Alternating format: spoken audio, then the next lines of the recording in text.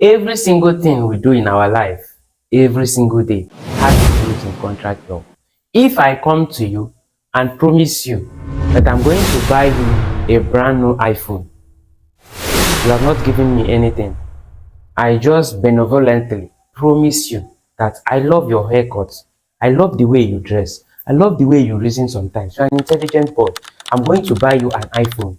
I'm going to buy you a laptop to ease your stress of becoming a true lawyer tomorrow. And I then wake up tomorrow morning and change my mind. Or possibly I told you that I'm going to buy you this phone when you graduate or when you finish a semester. And then you finish that semester and you have come back and say, sir, my uncle, you promised me that you are going to buy me what? Computer, because it will help me in my learning. And I say, well, I can't fulfill that promise now for the reason best known to me. The question now is, can you take me to court? Can you sue me? Put it in the comment section. Can you sue Kingsley? This is basically what we are going to treat on this video. And at the end of this video, you are going to know how the law of contract functions, especially if you are a beginner who is offering this course either in your year 2 or year 1. Before I continue, the boy you are seeing here is Kingsley Omain, currently a 400 level law student. And what I do on this channel is to help students, especially law students, in the challenges of becoming tomorrow lawyer.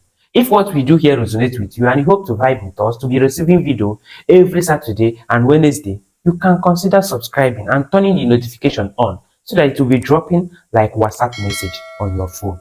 Without further ado, let's delve into it. What are the things that makes a contract binding? Before we start, what is even the definition of contract? In its simplest understanding, what do you think is contract law?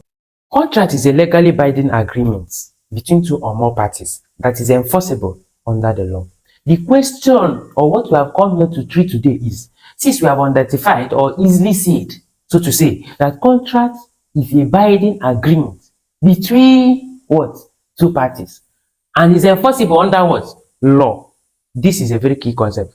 The question now is, what makes it a contract or what makes it binding? Does it mean that any promises I made to you or I make to you is binding? Am I under obligation to fulfill it? Like the example I gave you, I walk up to you, promise you a laptop, and now you have graduated or you have ended the semester, thereby fulfilling the date I promised that I'm going to buy it. Am I under obligation to buy that laptop? And this now has its roots under the name element of contract.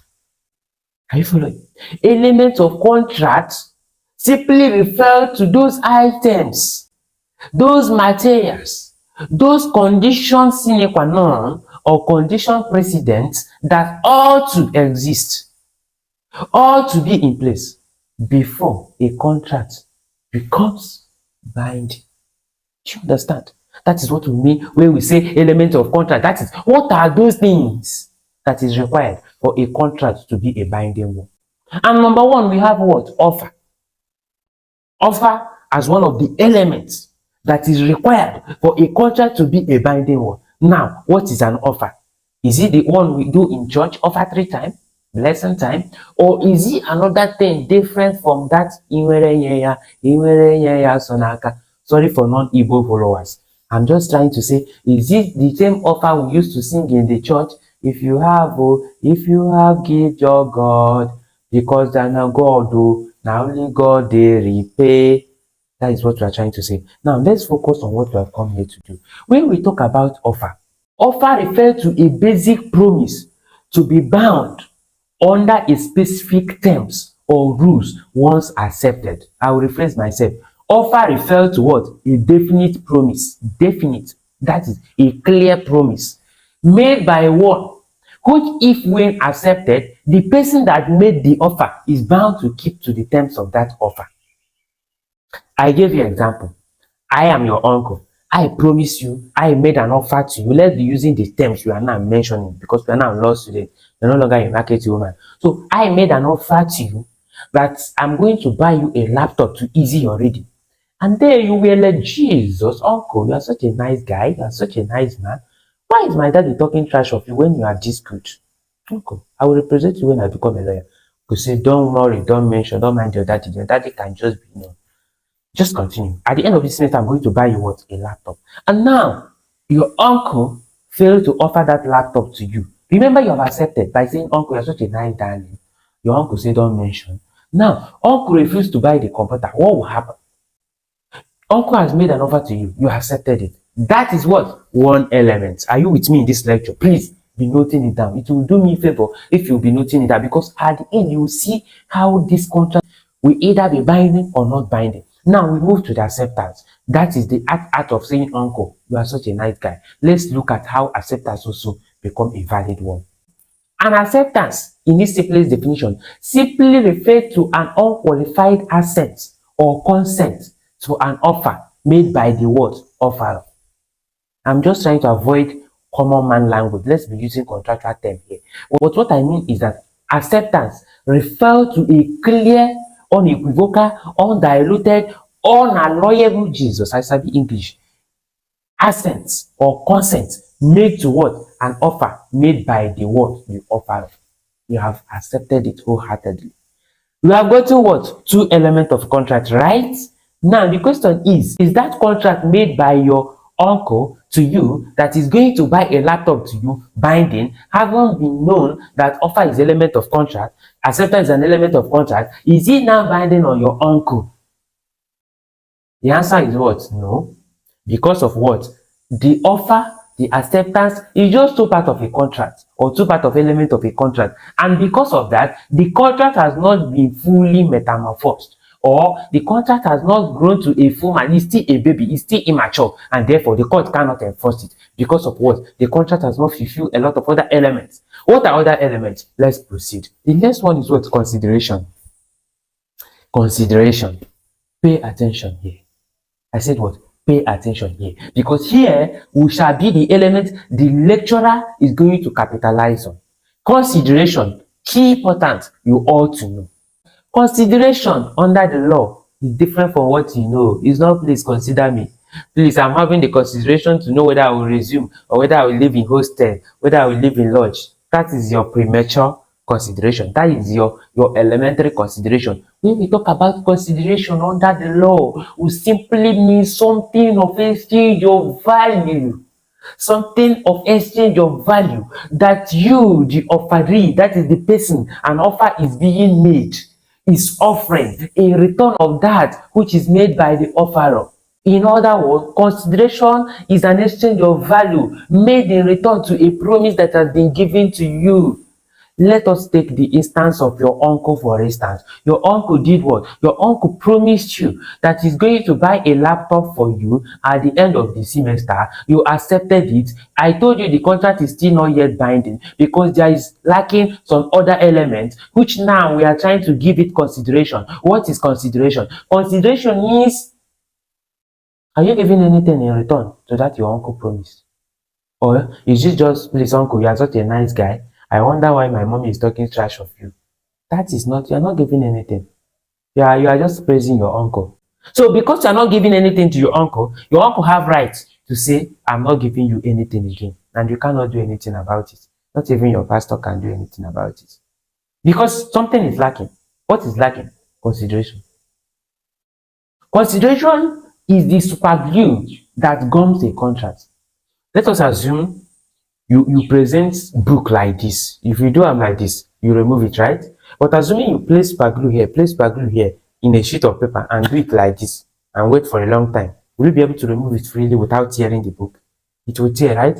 That is the power of consideration. Consideration is that thing that will gum a contract. Without it, contract will be moving like this. Like something without friction, it will be moving. But when you give it consideration, you have gum it a bit. Whether it's binding is still subject to other elements. For the fact that consideration exists does not ipso facto makes it a binding contract. And now let me tell you something. Consideration need not to be adequate, but it must be sufficient. I actually don't intend to dissect each of these elements. I mean verbatim, I mean in full-fledged, because I've made a lot of videos that talked about each of them, starting from offer, consideration down to all elements. What I will do is that once I are done with this video, I'm going to link it up on this ending of this video. Or probably if you go to the description of this video, you're going to see all of them as it stands. But let's finish this one, because this one will actually give you understanding to that one. And now, you have made a consideration. The question for a beginner now is, how will I give consideration? Okay, let's be using the uncle case in this case. What will I give to my uncle? When my uncle is Dangote, when my uncle is Adedola, when my uncle is Bill Gates, who am I to give my uncle something? That's why I tell you that in law, consideration need not to be adequate. For instance, if I promise to give you iPhone 16 Pro Max, you know iPhone 16 Pro Max, the cost of it in Nigeria or in any typical African nation, it costs a lot, right? I can promise to give you iPhone 16 Pro Max, and then only if you wash my shoe, only if you will do my assignments. That for a layman cannot be equated as a contract, because come to think of it, me writing your assignment or the ordinary assignment and you collecting my iPhone 16 Pro Max, like, is it making sense? Yes, it's not making sense, but under the law, it's making sense. Because the law is not interested on the contract of a party. What is interested is those elements are fulfilled. If there has been a contract, okay, please, Stanley, do my assignment for me. I'm going to offer you my iPhone. Do my assignment for you. I'm going to transfer 50K to your account. It doesn't matter whether they are equal or not. It need not to be adequate, but it must be sufficient. Sufficiency in the eyes of law needs to show that there has been something given. When we see sufficiency in the eyes of law, it simply means that something was offered, some detriment was suffered, and that will lead me to another point. Consideration need not to be given. It need not to be something that is material. It can be forbearance. You slap me, go why? I said, how dare you slap me? I'm taking this matter to VP. I'm taking this matter to the Dean of Law. And he told me, please now, you know what, this thing will amount to something else. Please now, you don't want me to graduate in peace. Please don't do this, don't do this. Let's reason. Okay, I said, you know what? You're going to persuade me and assuage my feeling by sending 5K. In this case, it's consideration.